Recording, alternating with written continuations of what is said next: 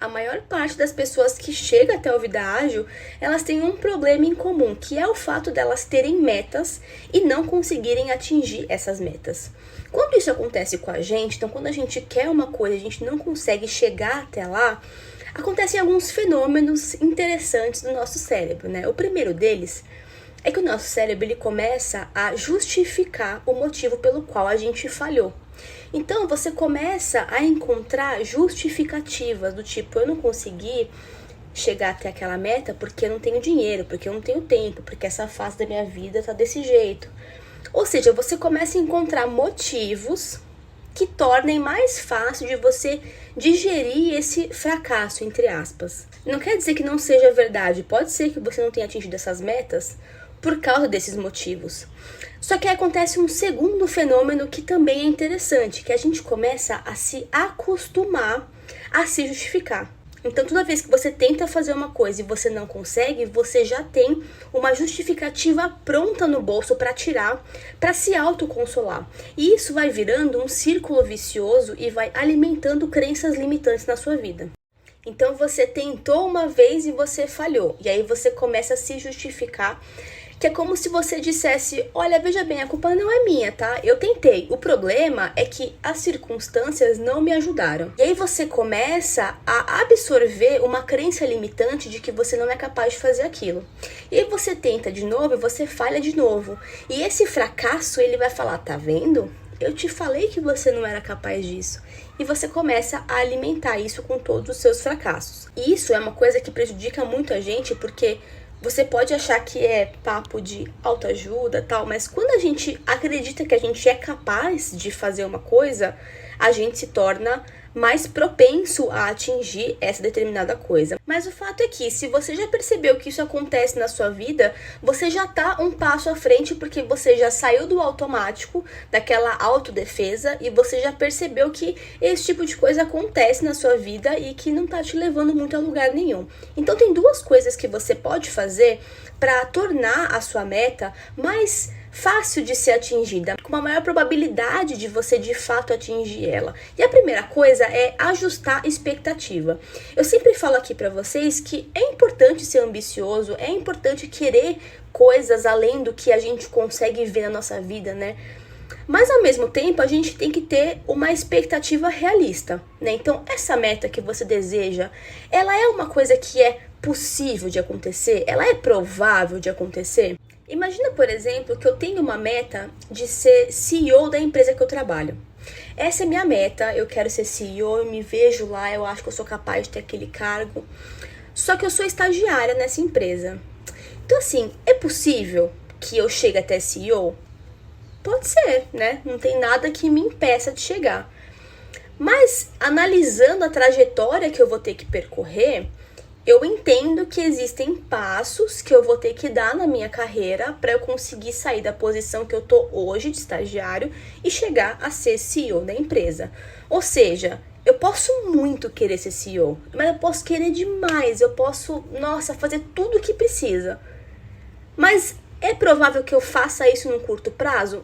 Não, não é razoável querer uma coisa que tá tão discrepante da minha situação atual. Então, não quer dizer que você tem que desistir da sua meta, mas vamos ajustar expectativas. Ou seja, qual é o próximo passo que eu tenho que dar para chegar mais perto desse objetivo de ser CEO?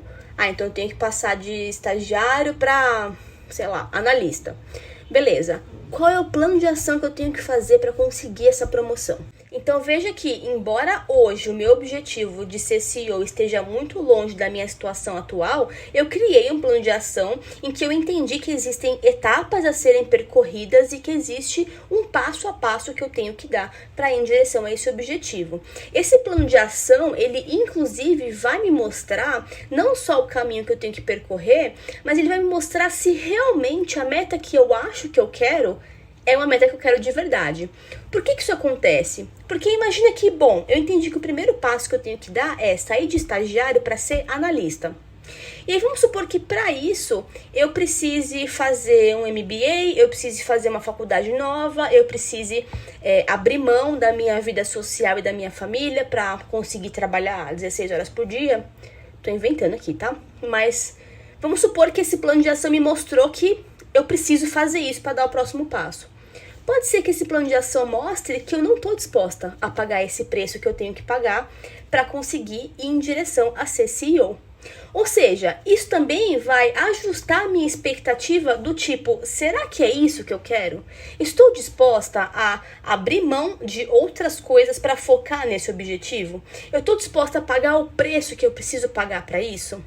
E nisso, você vai entendendo se de fato aquilo que você acha que você quer é o que você quer de verdade. Isso acontece muito quando a gente tem aquelas metas universais de ano novo, que é, eu quero emagrecer, quero ser mais saudável, quero ler mais, quero juntar dinheiro.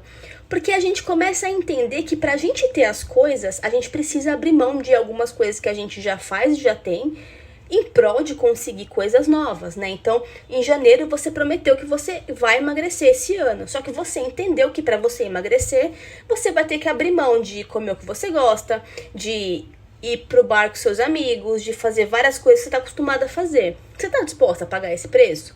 Se a resposta for não, então talvez você não queira tanto esse objetivo. E isso pode parecer um pouco frio demais, porque é claro que todo mundo quer as mesmas coisas, todo mundo quer ser rico, saudável, feliz, mas nem sempre a gente está disposto a pagar o preço que a gente precisa pagar para chegar até lá. E tá tudo bem. Então no final do dia, isso é muito libertador, porque você começa a entender de verdade o que você quer. Eu acho que a gente às vezes fica muito preso naquelas metas que a gente acha que a gente tem que querer. Então a gente tem que querer uma promoção, a gente tem que querer um carro próprio, a gente tem que querer comprar uma casa. Só que nem sempre a gente está disposto a pagar o preço que precisa, entende? Então talvez não seja uma meta realmente importante para você. Então você entendeu que para você ter uma meta com maiores chances de serem bem-sucedidas, você precisa primeiro ajustar expectativas e o segundo ter um plano de ação para você conseguir agir e saber para onde você está indo. Mas o principal das metas é que elas precisam estar alinhadas com os seus valores, elas precisam estar alinhadas com as suas prioridades, senão é muito fácil da gente escapar, porque a gente tende a ir em direção ao que é mais importante pra gente.